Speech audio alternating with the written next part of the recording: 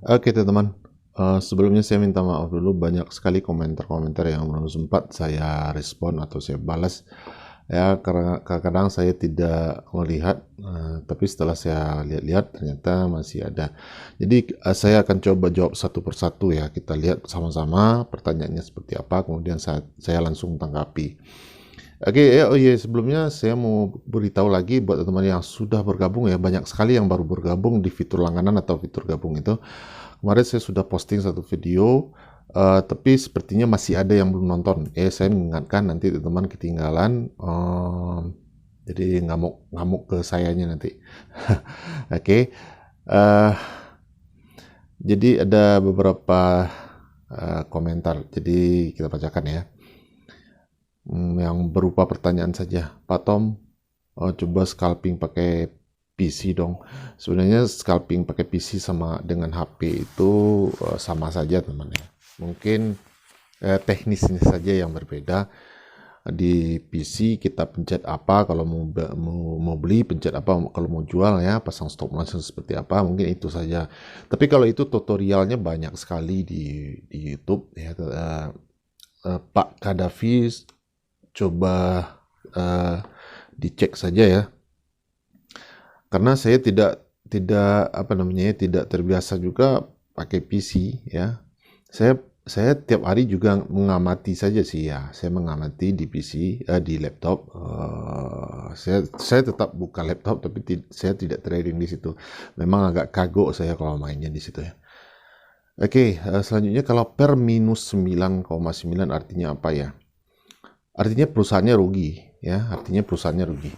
Per itu kan price earning ratio. Jadi rasio harga dibandingkan laba ya. Jadi kalau minus sudah pasti labanya minus. Oke.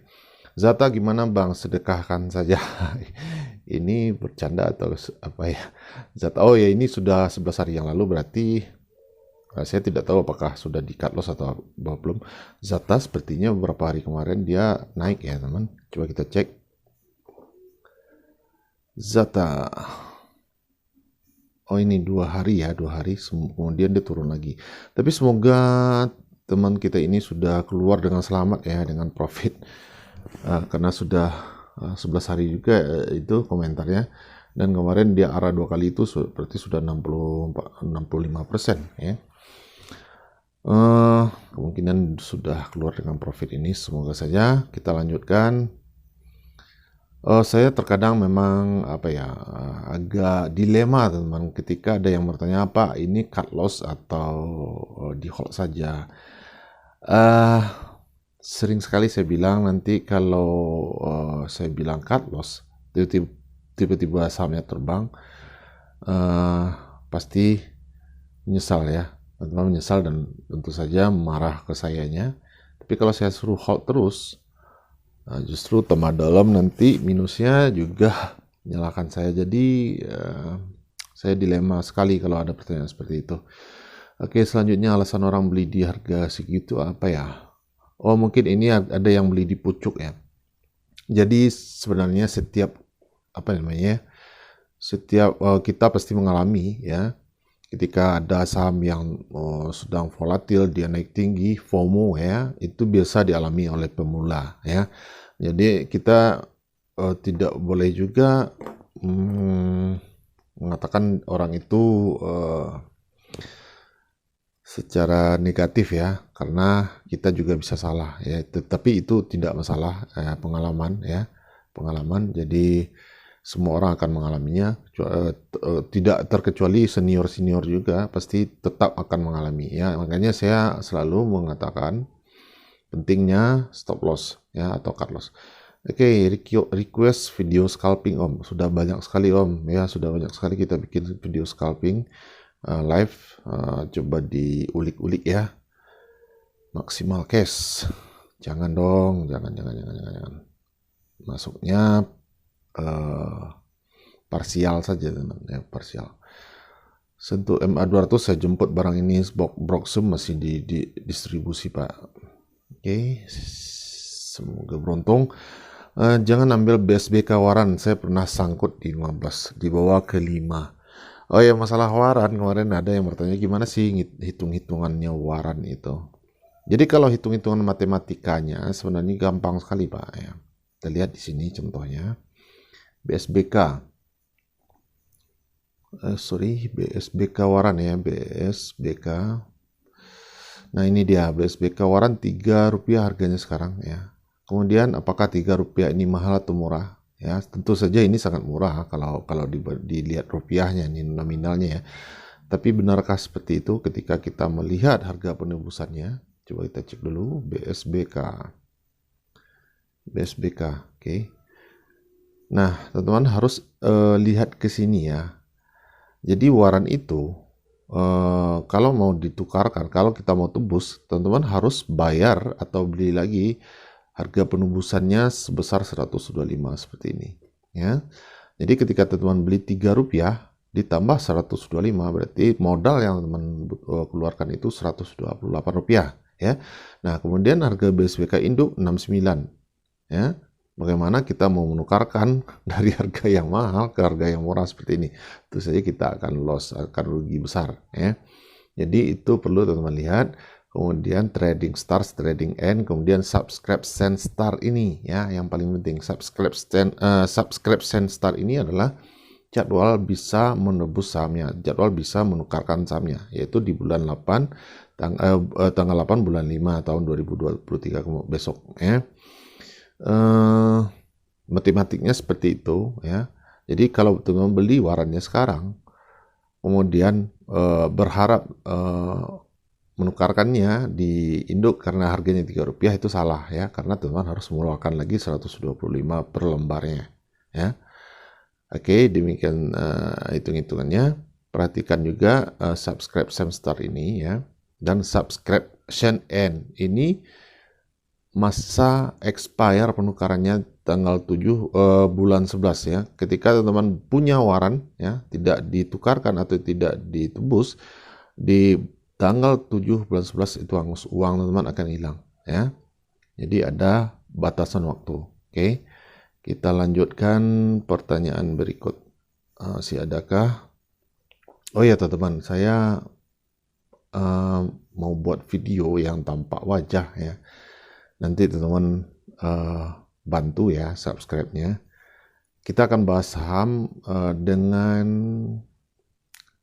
di luar masalah teknisnya teman-teman ya. Saya ingin membahasnya secara psikologi, secara mentalitasnya, secara emosionalnya, karena keberhasilan kita di saham atau di bisnis apapun tidak terlepas dari sisi psikologinya ya. Jadi saya ingin di situ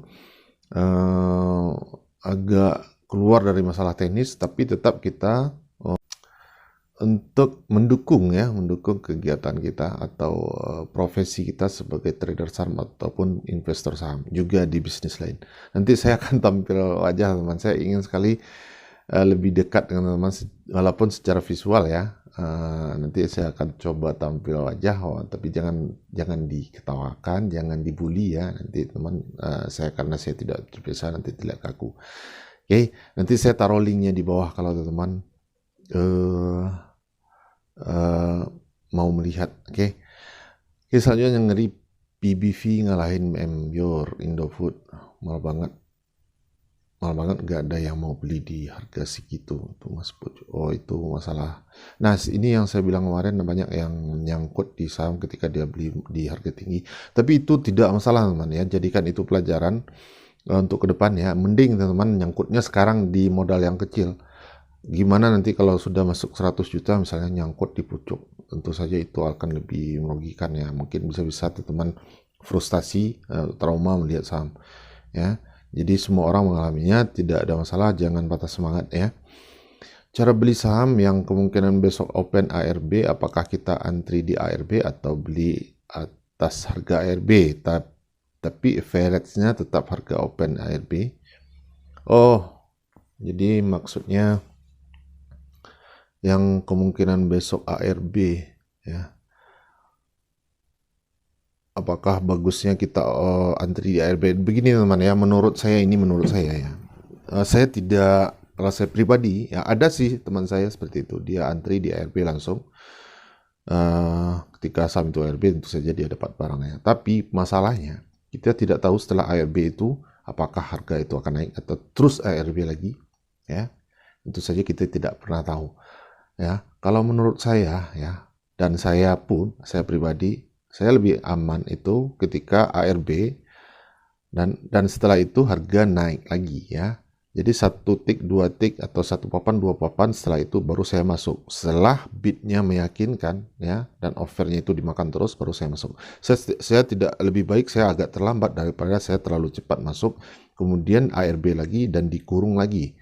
Ya, ARB di saham gorengan itu bisa berjilid-jilid, ya. Kemarin Karya itu sampai belasan kali, teman, kalau tidak teman, kalau tidak melihat ini Karya, saya perlihatkan, ya, berapa kali dia ARB. Karya. Nah, ini dia, teman-teman lihat sendiri. Coba kita hitung. 1, 2, 3, 4, 5, 6, 7, 8, 9, 10, 11, 12, 13, 14 kali, teman-teman, ya. Gimana kita bisa tahu? Dan ini tidak bisa keluar lah, teman. Waktu itu, ya, saya ngikutin masalahnya. Ini tidak bisa keluar. Ketika di ARB dia dikunci terus, ya. Ketika di ARB dikunci dengan offer yang tebal. Jadi kita memang tidak bisa keluar. Bayangkan 14 kali, ya. Jadi hati-hati. Oke, selanjutnya Okas Ankura Group, bukannya punya Pak Gita Wirjawan, ya, Bang? Oh ya, saya kurang tahu, ya. Okas, coba kita lihat. Okas, saya senang juga melihat podcastnya Pak Wirjawan, Pak Gita itu. Nah, ini dia komisaris utama, pemilik sahamnya shareholder composition, PT Multi Berkat Energi, Bangkwe, Piket, apa nih, Romo nih, masyarakat. Komisarisnya ini tidak ada nama Pak Gitanya. Apakah Pak Gita ini dalam PT Multi Berkat Energi ini, saya tidak tahu juga, ya. Dia kan punya perusahaan juga, ya. Coba kita lihat di Stockbit. Di Stockbit ini enaknya kita bisa lihat insidernya juga, teman, ya. Insider. Kemarin saya sudah posting juga di video bawah cara mau lihat saham yang bagus untuk kita beli, ada di bawah, pakai Stockbit ini. Yang dividennya tinggi, ya. Okas.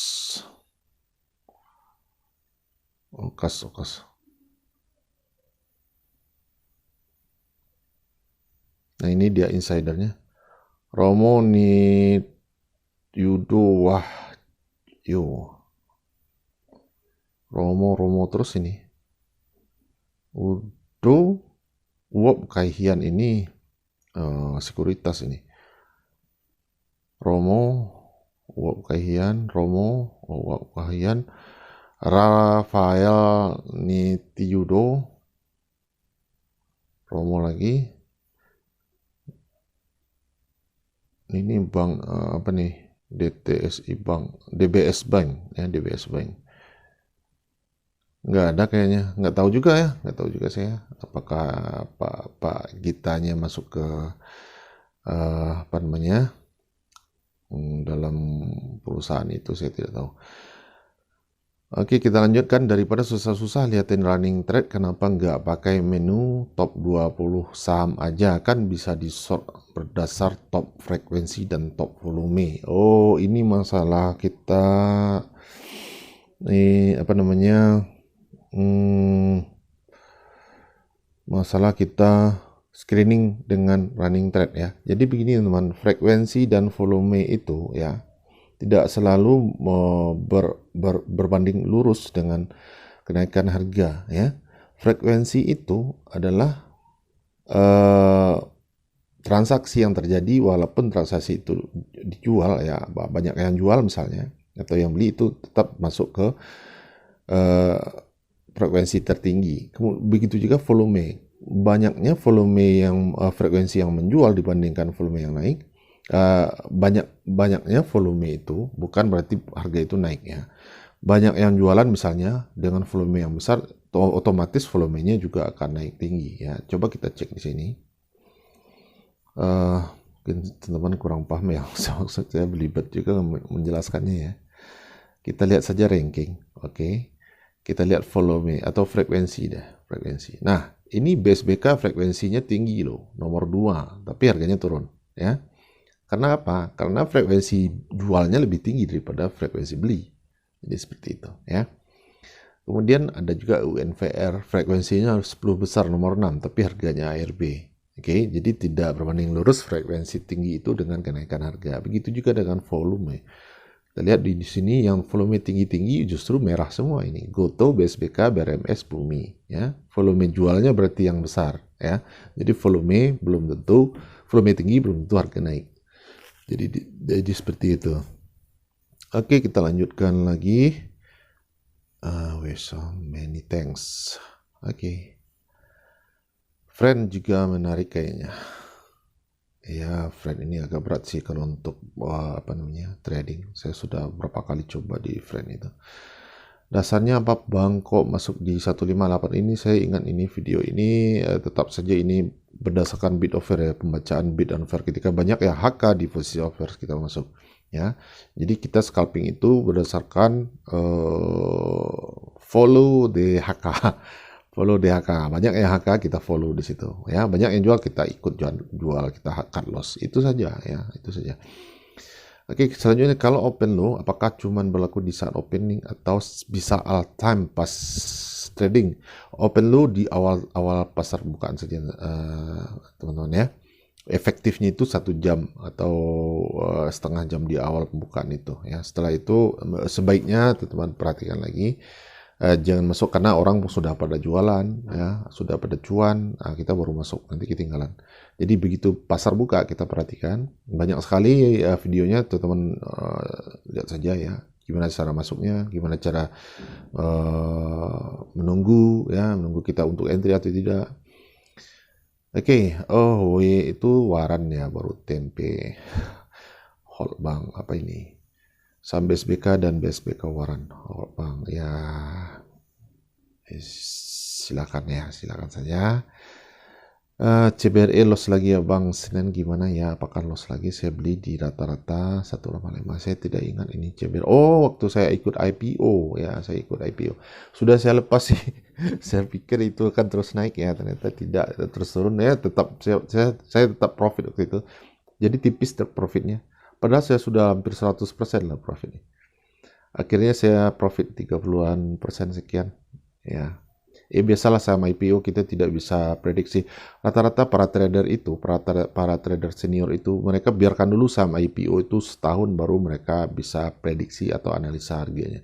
Berdasarkan fundamental, normologi, dan seterusnya. Jadi saham-saham IPO baru itu tidak akan bisa kita lihat pergerakannya, historinya tidak ada. Jadi memang tebak-tebak buah manggis ya. Oke, rumus saham BSJP beli sore jual pagi, jam berapa beli dan jam berapa bisa dilihat rumusnya. Oh, ini rumusnya bisa dilihat penutupan pasar Pak. Setelah penutupan pasar ya. Nah, kemudian masuknya besok paginya. Ini bukan rumus BSJP sih sebenarnya. Ini rumus yang untuk dibeli besok pagi ya. Ini sudah ada penjelasan di video itu ya. Saya juga lupa ini, coba lihat lagi lah nanti. Dua rumus pasti saham untuk menjadi, open low itu ya pasti naik, kalau turun soalnya bukan open low lagi. Jadi teman-teman harus pinter mencerna kalimat itu. Mungkin di detik pertama udah terbentuk open low, tapi beda beberapa detik mungkin sudah bukan open low lagi. Rumus itu seperti jebakan sebenarnya. Bisa iya bisa tidak ya, tapi tergantung kita menyikapi. Jadi Pak Fier itu dia menganalisa atau membuat rumus itu bukan tanpa hitungan teman-teman ya. Dia sudah meriset, sudah berpengalaman puluhan tahun, bahkan sudah lebih 20 tahun ya. Semua orang pasti berpikir seperti ini ya, seperti Bapak ini. Saya pun juga tadinya berpikir seperti itu, tapi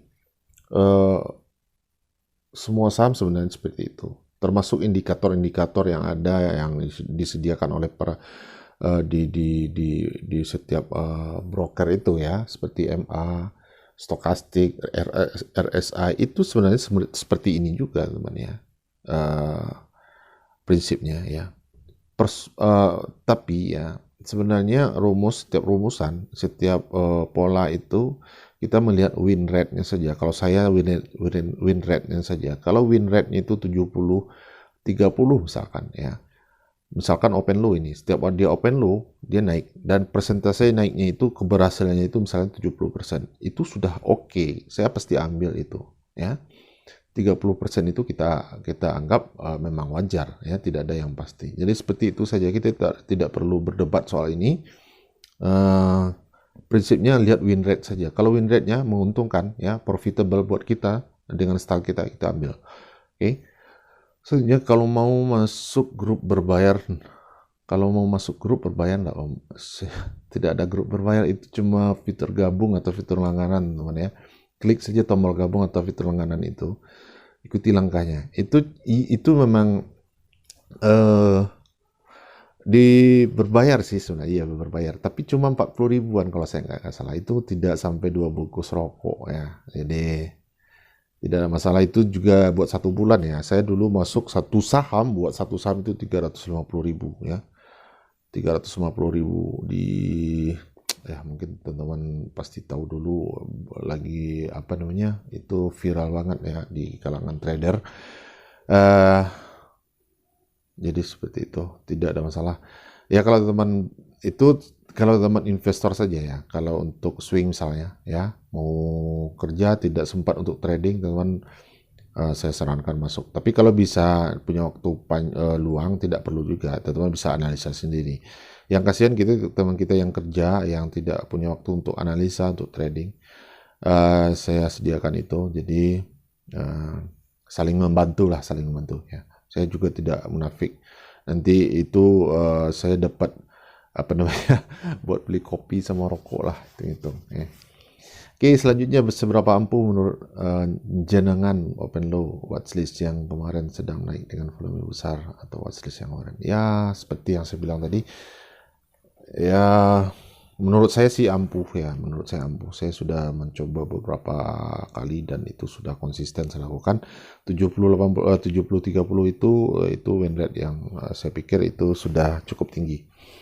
Oke, kalau open low ini mesti jam 9 pagi ya Pak. Ya benar. Maksudnya kayak jam 11, jam 10 udah nggak relevan ya. Nggak relevan lagi karena sudah banyak yang jualan ya. Tapi kalau bisa di awal-awal pembukaan itu. Oke. Pak tadi Mimix episode 61 dikalikan 10. Wajarnya 610. Angka 10 ini dapat dari mana? Itu rumusnya. Pak tadi Mimix atau MMIX EPS-nya 61 dikalikan 10, harga wajarnya 610. Angka 10 ini dapat dari mana ya Pak Midatomi? Itu rumusnya Benjamin Graham teman-teman ya, di buku beliau. Itu cara mencari dividen harga wajar sebuah saham fundamental ya.